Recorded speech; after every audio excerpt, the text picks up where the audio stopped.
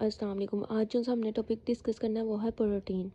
Protein का हम पहले बाद में डिस्कस करेंगे, पहले मेरा चैनल को सब्सक्राइब कर दें। चलें अब करते हैं हम प्रोटीन का स्ट्रक्चर। प्रोटीन बेसिकली होती क्या है? Proteins are the polymers of amino acid. Protein जो होते हैं वो इम्यूनो एसिड से मिलकर बनती है। बहुत ज़्यादा इम्यूनो एसिड जब मिलते हैं तो तब हमारे पास प्रोटीन का स्ट्रक्चर बनता है।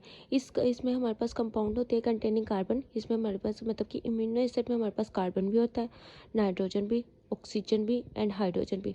मतलब कि ये जो से हमारे पास कंपाउंड है ना, ये मिलकर हमारे पास इम्यूनो एसिड बनाते हैं।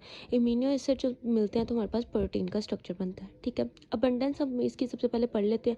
Proteins are most abundant in organic compound. मतलब कि ये बहुत ज़्यादा हमारे पास ना अबंडेंट मतलब कि बहुत ज़्यादा मिकदार में हमारे पास पाया जाता है इन सेल, मतलब कि हमारी बॉडी के सेल्स में, क्योंकि प्रोटीन से बहुत ज़्यादा चीज़ों हमारी बॉडी में बहुत ज़्यादा चीज़ें मिलकर बनाते हैं। जैसे हमारे पास सेल मेम्ब्रेन का स्ट्रक्चर भी मैक्सिमम प्रोटीन से मिलकर बनता है। उसके बाद हमारे पास बहुत ज़्यादा चीज़ें जो उनसे हमारे पास प्रोटीन से मिलकर बनती है। हमारे नेल्स, हमारे बाल, मतलब कि हर एवरीथिंग, मतलब कि हमारे पास मैक्सिमम हमारी बॉडी का पार्ट जो होता है ना वो प्रोटीन पर डिपेंड करता होता है। ठीक है, दे आर ओवर 50%। ये हमारे पास ड्राई वेट, ये हमारे पास एक है हमारे पास MCQs की फॉर्म में है कि आपके पास हमारे बोर्ड के MCQs में भी ये आ सकता है कि प्रोटीन का मतलब कि हमारी बॉडी में सेल में कितना ड्राई वेट होता है।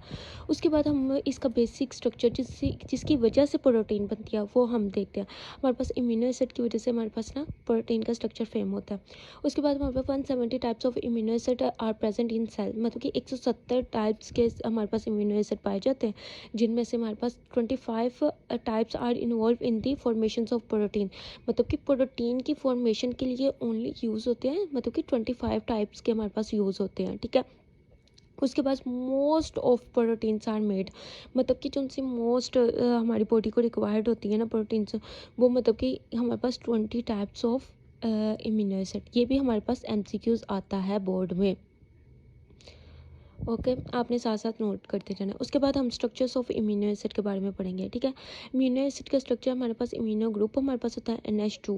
उसके बाद कार्बोक्सिलिक ग्रुप होता है COOH और अल्फा कार्बन। मतलब कि ये देखो, ये वाला हमारे पास स्ट्रक्चर है इम्यूनो एसिड का। ठीक है, उसके बाद हम देखते हैं कि ये देखो एक साइड पे हमारे पास कौन सा ग्रुप लगा हुआ है, अमाइनो ग्रुप, और एक साइड पे हमारे पास कार्बोक्सिलिक ग्रुप लगा हुआ है। उसके बाद ये हमारे पास जो होता है ना, ये साइड चेन होती है।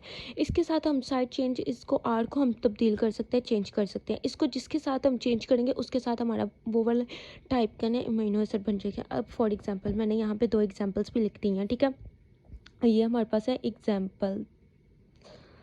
ठीक है, इसमें हमारे पास जब आर ग्रुप हमारे पास H के साथ रिप्लेस होगा, जब आर ग्रुप हाइड्रोजन के साथ रिप्लेस होगा तो ग्लिसरीन बनेगी। ठीक है, और जब आर ग्रुप CH3 के साथ हमारे पास रिप्लेस होगा तो एलानिन बनेगी। ठीक है, ये भी MCQs आते हैं बोर्ड में। ठीक है, इसको आपने जहन में रखना है। ठीक है, ये वाला। अब हम नेक्स्ट पे चलते हैं। ठीक है, अब हम चलते हैं कि फॉर्मेशंस ऑफ प्रोटीन कैसे होती है। अभी मैंने आपको पीछे बताया कि अमाइनो एसिड, बहुत ज़्यादा अमाइनो एसिड मिलते हैं तो देन उनकी चेन बनती है सीक्वेंस के साथ, तो फिर हमारे पास फॉर्मेशंस ऑफ प्रोटीन्स बनती है। ठीक है, amino acid are linked from polypeptide.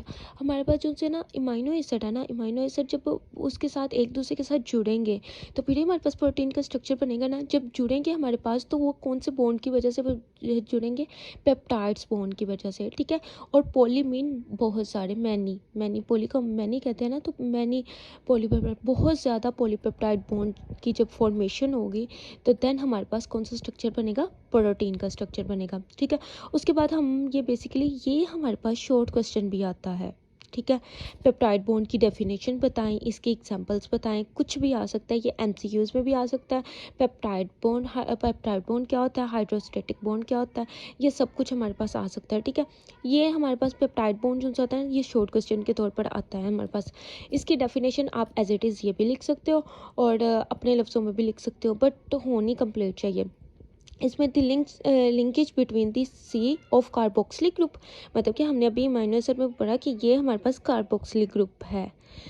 C मतलब कि इनमें से कार्बन हमारे पास कार्बोक्सिलिक ग्रुप का, carboxylic group of 1 amino acid and N of amino group of next amino acid का, और इससे हमारे पास वाटर जो सा पानी होगा ना वो हमारे पास रिलीज़ होगा, और इस इन दोनों के दरमियान जो सा बॉन्ड होगा ना वो पेप्टाइड बॉन्ड होगा। ठीक है, अब हम इसकी एग्जांपल्स भी देख लेते हैं। देखो एक हमारे पास है ये ग्लिसरीन का, क्योंकि यहाँ पे आर लगा हुआ था ना, इसके साथ हमने एच के साथ रिप्लेस कर दिया तो ये ग्लिसरीन बन गया। ठीक है, और उसके बाद हमारे पास ये हमने क्या कहा था, CH3, ये आप देख सकते हो, ये देखो सर CH3 के साथ। तो यहाँ से हमारा ये हमारे पास एलानिन बन गया। अब इन दोनों के दरमियान जो सी फॉर्मेशन हमने प्रोटीन की प्रोडक्शन फॉर्मेशन करनी है ना, तो पहले अमीनो एसिड को दोनों को साथ मिलाएंगे, चेन बनेगी, तो देन हमारे पास बनेगा ना, देखो यहाँ पे हमारे पास ये OH हाइड्रोक्सिल ग्रुप और ये हमारे पास H ग्रुप। ये इन दोनों को जब हमने रिमूव किया तो ये हमारे पास जो से होते हैं ना, ये हमारे पास यहाँ से रिमूव हुआ वाटर की फॉर्मेशन हुई, और यहाँ से हम देखते हैं मतलब कि देखो बाकी सारा एज इट इज़ वैसे ही आ गया हमारे पास। जब हमारे पास ये भी रिलीज़ हो गया तो इसका और इसके दरमियान हमारे पास बोन की फॉर्मेशन होगी ना। ये देखो ये यहाँ पे हमारे पास ये जब हमारे पास रिलीज़ हो गया तो ये वाला और ये वाला मिल जाएंगे ना, तो बॉन्ड की फॉर्मेशन होगी ना, तो वो पेप्टाइड बॉन्ड हो जाएगा। तो ये देखो यहाँ पे C और N के दरमियान बॉन्ड, यहाँ पे भी हमने ऊपर डेफिनेशन में तो बता दिया हमने, C और N के साथ इमाइनो एसिड, जब दो इमाइनो, एक का C और एक का N, इनके दरमियान जो सा बॉन्ड होगा उसको हम पेप्टाइड बॉन्ड कहते हैं। ठीक है, तो ये हमारे पास किसकी फॉर्मेशन हो गई, पेप्टाइड बॉन्ड की फॉर्मेशन होगी, और बाकी एज इट इज़ वैसे। और यहाँ पे हम लिख देते हैं प्लस वाटर भी यहाँ से रिलीज़ हो गया। ठीक है, वाटर की जब पानी रिलीज़ हो जाता है और C और N के दरमियान बॉन्ड बन जाता है तो वो हमारे पास पेप्टाइड बॉन्ड होता है। और ये आप अगर बोर्ड में पेप्टाइड बॉन्ड की डेफिनेशन और ये आप एग्जाम्पल लिख देते हैं तो इंशाल्लाह आपको पूरे नंबर मिल सकते हैं। उसके बाद हम स्ट्रक्चर्स ऑफ प्रोटीन के बारे में पढ़ते हैं।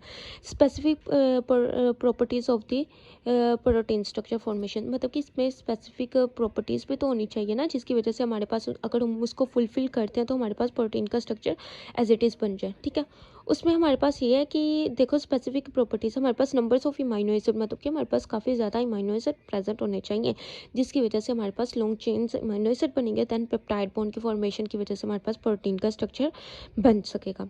उसके बाद हमारे पास स्पेसिफिक सीक्वेंस होना चाहिए, मतलब कि एक सीक्वेंस, ये देखो ये यहाँ पे हमारे पास सीक्वेंस नज़र आ रहा है ना, कि ये हमारे पास एक तरतीब के साथ हमारे पास वाटर रिलीज हो रहा है और C और N के दरमियान फॉर्मेशन ऑफ पेप्टाइड बॉन्ड हो रही है और सीधा सीक्वेंस के साथ बनना है, तो फिर हमारे पास बन गया। इसमें स्पेसिफिक सीक्वेंस होना लाजमी है। ठीक है, उसके बाद हमारे पास काइंड्स ऑफ इमाइनो एसिड, पीछे हमने पढ़ा था ना 20 काइंड्स ऑफ इमाइनो एसिड होते हैं, जिसके मोस्ट ऑफ प्रोटीन जिससे बनती है। तो जैसे 170 टाइप्स थी, अगर 25 जो से होते थे वो भी यूज़ होती थी टाइप, मतलब कि प्रोटीन के फॉर्मेशन के लिए। उसमें से हमारे पास 20 जो सी थी ना, वो इमाइनो एसिड हमारे पास वो थी जो सी हमारे पास मोस्ट जो सी होती थी ना, वो यूज़ होती थी।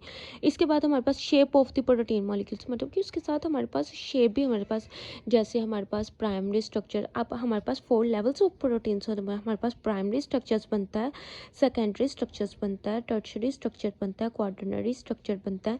हमारे पास फिर प्रोटीन के आगे 4 लेवल्स होते हैं, 4 लेवल्स होते हैं, जिसकी वजह से हमारे पास फॉर्मेशंस ऑफ प्रोटीन्स होती हैं। ठीक है, प्रोटीन की फॉर्मेशंस होती है, जिसकी वजह से फिर हमारे पास नेल्स बनती हैं, इंसुलिन का स्ट्रक्चर्स बनता है, हमारे पास बॉडी के बहुत ज़्यादा पार्ट्स की फॉर्मेशन होती है, जैसे सेल मेम्ब्रेन्स की फॉर्मेशन होती है। सेल मेम्ब्रेन्स में मैक्सिमम हमारे पास प्रोटीन का स्ट्रक्चर होता है। तो आई होप आपको पसंद आया होगा मेरा लेक्चर, और नेक्स्ट वीडियो में मैं आपको प्राइमरी, सेकेंडरी और टर्शरी और क्वाटरनरी स्ट्रक्चर के बारे में बताऊँगी इंशाल्लाह।